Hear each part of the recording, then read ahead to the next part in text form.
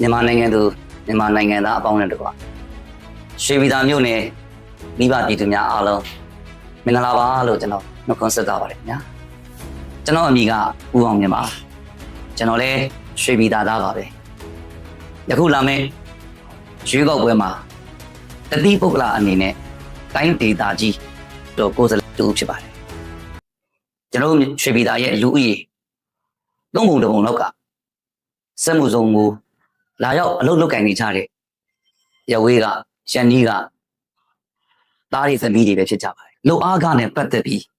အလုပ်ရှင်လည်းမထိခိုက်အလုပ်သမားအတွက်လည်းအကျိုးရှိစေမဲ့ရှင်လဲလျှောက်ပြားလဲဆွဲလုံအားကဖြစ်ရေးကျွန်တော်တောင်းဆိုပါရစေ။တောင်းဆိုမယ်လို့ကျွန်တော်ဆုံးဖြတ်ချက်ချထားပါတယ်။ကိုဗစ်တွေစဖြစ်ကြတယ်။ဒီတွေအရန်လန့်ကြတယ်။ကြောက်ကြရတယ်။ဒီတွေအကုန်လုံးအိမ်ထဲကအိမ်ပြင်မထွက်ရဲကြတော့ကြောက်ခဲ့တဲ့အချိန်မှာမိမိရဲ့ကိုအကျိုးစီးပွားတယ်မဟုတ်ဘူးမိမိအသက်ကိုမငယ်ပဲနဲ့လူတို့ရဲ့အကျိုးပြည်သူရဲ့အကျိုးကိုတည်ပိုးပေးခဲ့ကြတဲ့ Brighter အသင်းတွေအားလုံးကျွန်တော်ကျေးဇူးအရင်တင်ပါတယ်နောက်တစ်ချက်ကျွန်တော်ရွှေပြည်သားက Brighter အဖွဲ့တွေရဲ့စူးစမ်းမှုတွေရေပေးမလို့ရေပေးအလူငလင်မလို့ငလင်ပေးအလူတွေကိုရှေ့တန်းကစွမ်းစွမ်းတမန်ထိုင်းရိုက်နေကြတာလေမြင်ရပါတယ်ဒီညမှာပြောချင်တာကကျွန်တော်ရွှေပြည်သား Brighter အသင်းသူအသင်းသားအားလုံးဟာဒီကျမကတက်နိုင်သေးတယ်ဒီကျမကစွမ်းနိုင်သေးတာကျွန်တော်မြင်ရပါတယ်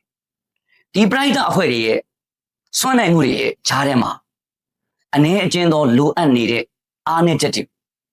ဖြည့်ဆည်းပေးနိုင်တယ်ဆိုရင်ဒီ Brighter အဖွဲ့တွေကြောင့်ကျွန်တော်ရွှေပြည်သား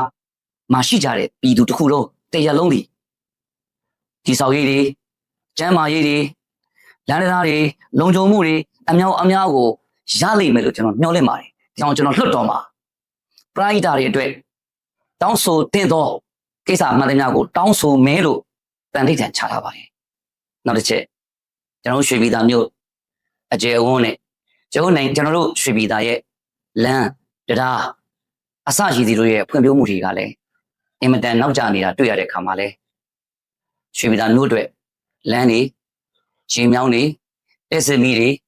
ကျွန်တော်လုပ်ပေးခြင်းစိတ်အပြင်းထန်ပေါ်လာတဲ့အတွက်ကြောင့်ဒီလိုရွေးကောက်ပွဲကိုဝင်ရခြင်းဖြစ်ပါတယ်။နောက်တစ်ခုကျွန်တော်ရဲ့ပတ်ဝန်းကျင်မှာစင်ရတဲ့သူတွေအလက်တန်းစားလူတန်းစားတွေရဲ့ကျန်းမာရေးကိစ္စကိုကျွန်တော်ရွှေပြည်သာကစေယုံတစ်ခုတည်းနဲ့အဖြေရှင်းနိုင်တာတွေတွေ့ရတဲ့အခါမှာအဲ့ဒီစေယုံတိုးတက်စေခြင်းတယ်။စေယုံကိုကြီးစေခြင်းတယ်။ကျွန်တော်စေယုံကရွှေပြည်သာရဲ့မိဘပြည်သူအားလုံးရဲ့ကျန်းမာရေးကိုဖြည့်ဆည်းပေးနိုင်တဲ့စေယုံကောင်းတစ်ခုဖြစ်စေခြင်းနဲ့ဆန္ဒကျွန်တော်မှရှိပါတယ်ကျွန်တော်ခံရတာရှိပါတယ်ကျွန်တော်တိုင်းပြည်ဟာပြည်သူအားလုံးရဲ့တိုင်းပြည်ပါပြောချင်တာကတော့ပြည်သူအားလုံးစိတ်ချမ်းသာအေးချမ်းရင်တိုင်းပြည်အေးချမ်းပါတယ်ပြည်သူအားလုံးမအေးချမ်းမှုဆိုရင်တိုင်းပြည်မအေးချမ်းဘူး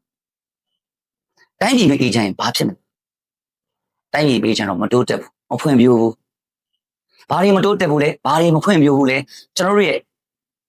အနာဂတ်ရဲ့သားကောင်းရည်နာကြီးဖြစ်ကြမယ်လူငယ်တွေကျွန်တော်တို့ရဲ့မျိုးဆက်သစ်တွေပညာတွေအားလုံးဆုံးရှုံးကြတယ်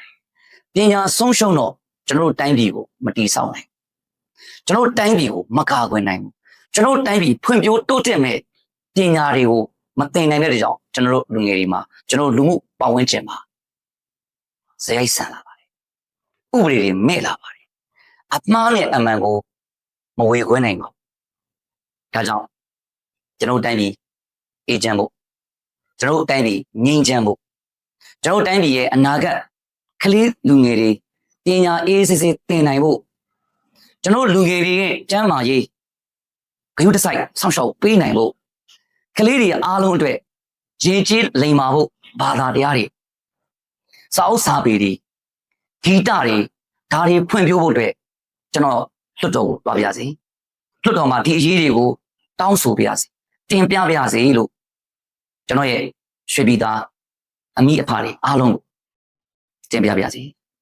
နောက်တစ်ခုကျောင်းကိစ္စကျွန်တော်ရွှေပြည်သားကျောင်းတွေအစိုးရကျောင်းတွေလည်းရှိပါတယ်ပုဂ္ဂလိကကျောင်းတွေလည်းရှိပါတယ်ပုဂ္ဂလိကကျောင်းတွေပေါ်လာတာဝမ်းသာပါတယ်သူတွေတင် जा မှုတွေမြင်ရတဲ့အခါမှာကလေးတွေရဲ့တိုးတက်မှုတွေတွေ့ရတဲ့အခါမှာအင်တန်မှဝမ်းသာပါတယ် သို့တော်ညာလည်းပဲအခါကျွေးငွေပေးနိုင်မှပညာတက်ကြရမယ်ကျွန်တော်ရဲ့သားတွေသမီးတွေအတွက်လည်းကျွန်တော်စိုးရိမ်ပါတယ်ကျွန်တော်တနာပါတယ်အဲကြောင့်ကျွန်တော်အစိုးရအကြောင်းတွေတွန့်ဖွံ့ဖြိုးတိုးတက်ရေးခင်မီရေးပြည်စုံရေးဆရာမတွေဟာလားထူးချွန်ရေးဆရာမကောင်းတွေမွေးထုတ်ပေးနိုင်ရေးကိုလည်းကျွန်တော်စိတ်ထဲမှာလုပ်ပေးခြင်းစိတ်အပြင်းထန်ပေါ်ပါတယ်ဒါကပညာရေးပါကျွန်တော်ရဲ့ logo လေးကိုဥပဒေစာအုပ်လေးတစ်အုပ်ရေးချိန်ဝင်တစ်ခုရေးဓာတ်တလေကျွန်တော်အမှတ်သင်္ကေတအနေနဲ့ logo လေးပေးထားပါတယ်စာအုပ်ဆိုတာကဥပဒေကိုရည်စူးတာမလို့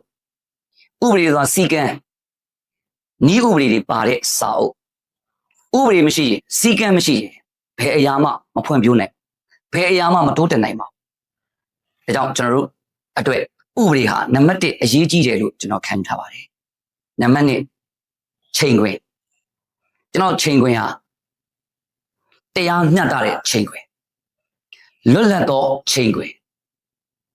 ခွင့်တူညီမျှတဲ့ချိန်ခွင်ဖြစ်ရမယ်ဆိုတဲ့အဓိပ္ပာယ်နဲ့ကျွန်တော်ချိန်ခွင်လေးကိုပေးထားခြင်းဖြစ်ပါတယ်နောက်တစ်ခါကျွန်တော်တို့ဓာတ်ရိုးဓာတ်မဟုတ်ပါနှစ်ဖက်ဓာတ်ပါတစ်ဖက်တည်းခုတ်တဲ့ဓာတ်မဟုတ်နှစ်ဖက်စလုံးကိုထိတတ်တဲ့ရှတတ်တဲ့ဓာတ်ပါဒါဟာကျွန်တော်တို့ဥပဒေဟာကြောသားရင်သားမခွဲခြားပဲနဲ့ဥပဒေရဲ့စီအတိုင်းဥပဒေရဲ့ဤအတိုင်းဥပဒေရဲ့စီအကံအတိုင်းလွတ်လပ်မယ်တရားမျှတမယ်အခွင့်တူ